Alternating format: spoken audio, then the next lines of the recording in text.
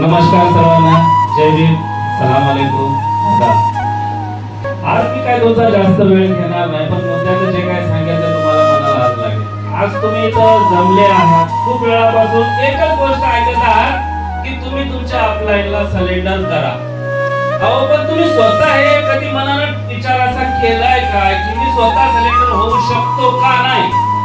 जोपर्यंत तुम्ही तुमचा स्वतःहून विचार करणार नाही, तुम्ही तर एकच विचार करणार की मी का सिलेंडर होऊ, मी त्याच्यापेक्षा जास्त हुशार आहे, मी त्याच्यापेक्षा जास्त चांगले कपडे घालतो, मी त्याच्यापेक्षा चांगला बाहेर राहतो. अरे दादा, पण तो तुझ्यापासून 4 घर त्या बिझनेस मध्ये पुढे निघालेला आहे. याचा विचार कधी करतोस का?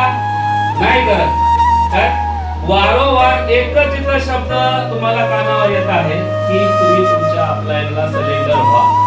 काय मित्रांनो, हा बिझनेस असा आहे की 3 वर्षाखाली अगोदर माझ्याकडे आला, माझ्या वाईफनं, आणि मी तो ऐकला. पण ज्या माणसाने आमच्याकडे तो बिझनेस आणला होता, आम्ही ते मनावरच नाही घेतला. का तर त्याने माहिती आम्हाला व्यवस्थित दिलीच नव्हती. आम्हाला फक्त एवढंच बोलला होता की हे प्रोडक्ट आहे, 500 रुपये भेटतील, तुम्ही काम चालू करा. आम्ही तेवढं मनावरच नाही घेतलं, कारण की आमचा शेड्यूल बिझी असल्यामुळे आम्ही तेवढं काही लक्ष नाही दिलं. ते म्हणतात ना की देव तुम्हाला अजून चान्स देतो, त्या चान्सला ओळखायला आला पाहिजे तुम्हाला. नंतर 1.5 वर्षाखाली अजून आला. मला आणणारे लोक ते कधीच्याच गायब झालेत, आता नाहीयेत ते. मला ज्यांनी आणलं, मला ज्यांनी सांगितलं, ते गायब होऊन जमाना झाले. मी आणि माझी वाईफ, माझी टीम अजून इथं कायमस्वरूपी उभे आहोत. असंच असं जे तुमच्या नशिबात लिहिलेलं आहे ते तुम्हाला कोणीच टाळू शकत नाही. तुमच्या हातातला हक्काचं कोणीच घेऊ शकत नाही. तुम्हाला जर काही करायचं असेल तर संबळी जर बनायचं असेल तर याच्यापेक्षा मोठा प्लॅटफॉर्म तुम्हाला कुठंच नाही मिळणार. सरांनी तसं सांगितलं की तुमचा भाऊ, बहीण, मामा, काका, दादा, आप्पा कोणीच इथं कामाला येणार नाही.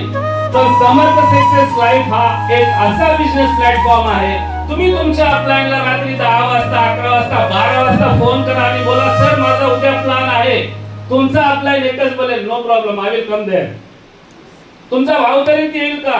तो म्हणाल मला माझं काहीतरी दुसरं काम आहे. पण प्लॅटफॉर्म हे असं आहे, तुमच्या अपलाईन तुम्हाला आतून असं वाटतं की बाबा हा माणूस खूप चांगला आहे, याच्या घरची परिस्थिती चांगली सुधारावी, हा 4 पैसे कमवावा, पुढे जावा. काय जेव्हा लहानपणी तुम्ही शाळेमध्ये जात होते, अ आ ई पासून चालू केलं तर तुम्ही, तर अ आ ई लिहायला तुम्हाला 1 वेळा लिहिल्यानं आलं नव्हतं. ते एकच शब्द तुम्ही 50 वेळा, 100 वेळा, अख्खा वर्षभर लिहिला. ए बी सी ह्या एकाच शब्दांचा बार बार वापर केलाय. समर्थमध्ये पण तुम्हाला सेम करायचंय. तुम्ही तुमच्या अपलाईनवर विश्वास ठेवा, स्वतःवर विश्वास ठेवा. ह्या गोष्टीच्या पुढे अजून दुसरं काहीच होणार नाही. तुम्हाला तुमची अगर लाईफ खरंच म्हणतो ना आतून जर अशी घडवायची असेल किंवा 4 माणसामध्ये वेगळं काहीतरी करायचं असेल, ज्या लोकांनी तुम्हाला नावं बोलत ठेवलेत की ही बाई, हे माणूस काही आयुष्यात करू शकत नाही, त्याच्या कानाखाली जाऊन तुम्ही मारू शकत नाही.